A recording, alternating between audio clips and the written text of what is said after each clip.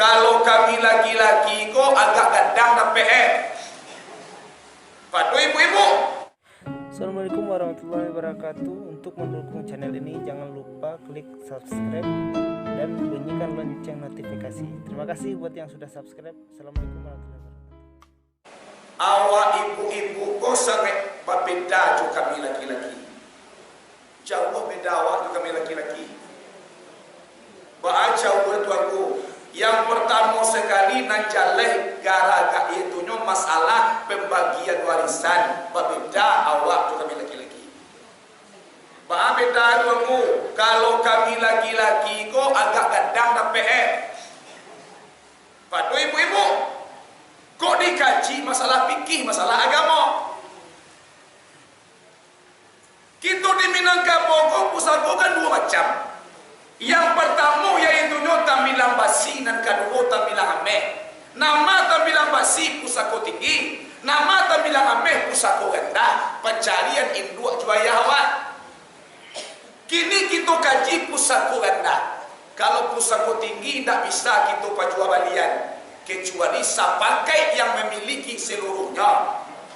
Cek aduh ayah, cek mama ayah sapakai satu ibu bisa dibuat.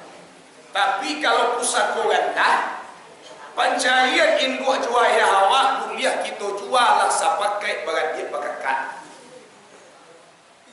Kalau seandainya kita bagi induk juaya awak telah berpulang ke rahmatullah, meninggal iaitunya harato, meninggalkan pusako, meninggalkan iaitunya kau tu awak. Kalau diuangkan seluruhnya berjumlah 2 miliar itu contohnya. Awak beradik kakak laki-laki berdua, padusi berdua. Berarti berapa? Kalau dibagi dan 2 miliar dan 2 miliar ko apa-apa ibu-ibu, kami laki-laki dapat 4 miliar seorang, awak ibu-ibu dapat 2 miliar seorang.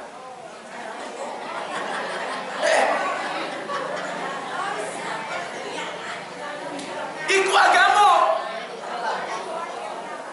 Ikut fikih mengajian.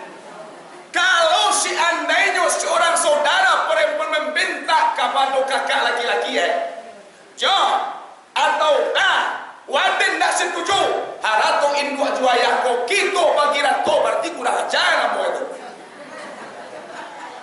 Ya. Dalam kaji itu kurang ajar pada semua. Waden tak setuju kan tu aja. 2 miliar tinggal atau yang induk awak. Dan tak namuat, no. Kalau tak dibagi rato, berarti awak kurang andai. Awak tak beradab. Itu salah menurut fikih awak durhaka kepada kakak awak. Berdosa. Terkecuali cek kakak laki-laki awak, dia atau ni peninggalan ayah kan ada kini 2 miliar. Kita bayar kita bagi rato je lah. Cik awak alhamdulillah. Tetapi kalau kita bakare menang kini awak di pengadilan bagi rato, kalau kakak ndak rita, awak memakan harato kakak awak tu. Ndak awak mau makan apa-apa ibu. Kalau ndak rita, kecuali nyorita tak masalah. You understand? Yes. Le paham kok? Kakak bicara awak di Minang tu kita kecewa orang padusi yang berhak. Nama padusi betul yang nama padusi itu yang berhak. Itu pusako tinggi. Iyo padusi itu paci kami laki-laki tukang jago, tukang calian-calian. Kalau tampilan amen, kalau kini kau pusako rendah, itu hak kami laki-laki. Cara pembagiannya 2 kali lipat daripada pembagian saudara perempuan. Paham tak? Paham? Itu beda kami laki-laki kedua perempuan. Mali menarimu batin awak kau. Kau tak kalik je waktu menarimu semua.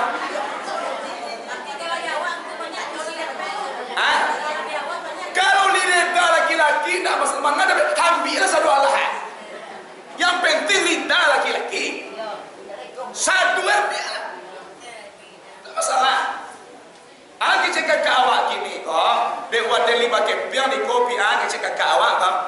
ini paninggal yang itu ambil di kau sebelah. Alhamdulillah. Tak masalah ya, jangan.